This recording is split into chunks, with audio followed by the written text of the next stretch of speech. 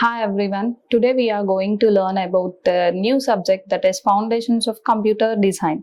So internally how the computer will be designed, now we need to learn in this subject. So first of all, this subject depends on two subjects. So combination of two subjects, one is digital logic design and the other one is computer organization.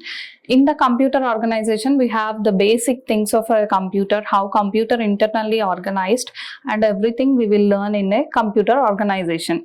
And coming to the DLD, here we have digital logical circuits. So how the circuits will be used and how the data will be presented into zeros and ones, everything we will learn in the DLD part. So here it is a combination of two subjects. So coming to the first unit, we have basic structure of compounds. In this basic structure of computers, we have the basic structural functional units of our computer and how the functional units will be work, how the control unit will controls all these functional units we will see in the basic structure of computers. Next coming to this basic structure of computers will comes under computer organization, CO. And next coming to the data representation. So here the data representation, we will represent the data into binary bits like zeros and ones. How our overall data will be converted into zeros and ones, we will see in the data representation. Here we have the main important topic is number system conversions. So how the numbers will be, all numbers will be converted into zeros and ones, we will see in a data representation. Now we will, so this part comes under DLD. Now we will move on to the second unit. So here in this second unit, digital logic circuits. So here we can learn the basic logical circuits like AND, NOR, NOT, NAND. So these are all circuits, how the circuits will be used, and we will learn the basic postulates and theorems in the second unit. And next coming to the third unit. So third unit is nothing but an realization of Boolean functions.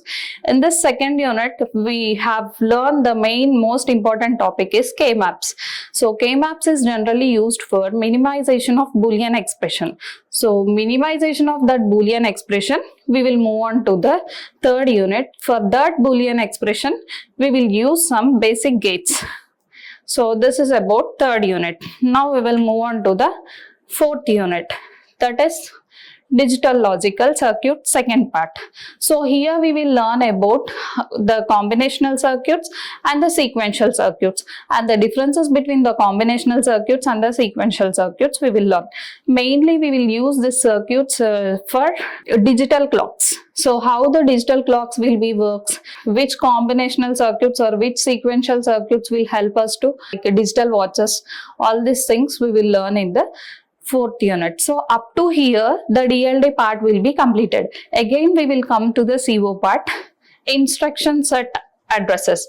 So here in these instruction set addresses, we have the instruction formats and the addresses, various addresses. So how the instructions will be going on, how many types of instructions, and how that addresses will be generated, we will see all these things in the instruction set addresses. Next we will coming to the unit 5.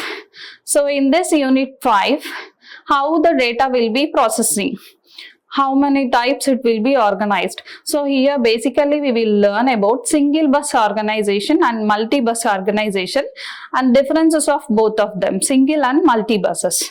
So how the processor will be organized in those buses, we will learn in this 5th unit. Next we will coming to the next topic is memory organization. So in our computer we have different types of memory, how the memory will be organized and what are the sizes of memory, everything we will learn in the memory organization. So this 3 topics also comes under computer organization. So here we refer the textbooks for CO purpose, Carl Macker, so McGraw-Hill 5th edition we will refer, and the computer system architecture we will refer Morris Mano, and the DLD digital logical circuits also we will refer from Morris Mano textbook. So the course outcomes of this foundation of computer design is FCD is the first course outcome is students should be able to know about various number systems. So as I already told you that here we have to learn about the various number systems like the conversions of all the how the decimal values to the binaries zeros and ones. So students should be able to know that the various number systems, so how those hexadecimal number will be converted into the binary number, how the octal number will be converted to binary number. So those are all various number systems, and the complements of that number systems is nothing but a subtraction of that particular number. So these are all things students should be able to learn in this course. Next, from unit 2, students should be able to know, understand about the Boolean expression or Boolean function and how to minimize that Boolean function. Students should be able to know. And the next, from third unit, from the second unit, he will simplify all the Boolean expressions and minimize those Boolean expressions. From the unit 3, students should be able to know that the arithmetic logical operations and the combinational circuits. So here we will use the different combinational circuits like mux. So students should be able to know about that arithmetic logical operations. And from unit 4, students should be able to learn about the understand about the instruction set addresses. So how the instructions will be managed and how the instructions will be going on and how that addresses will be setted. So those are all things students should be able to learn in the unit 4. And unit 5, we have another course outcome that is nothing but an memory management. Students should be able to know that how the memory will be managed. So this is about the course outcomes of our foundations of computer design. Thank you. Like, share and subscribe. Hit the bell icon for more updates.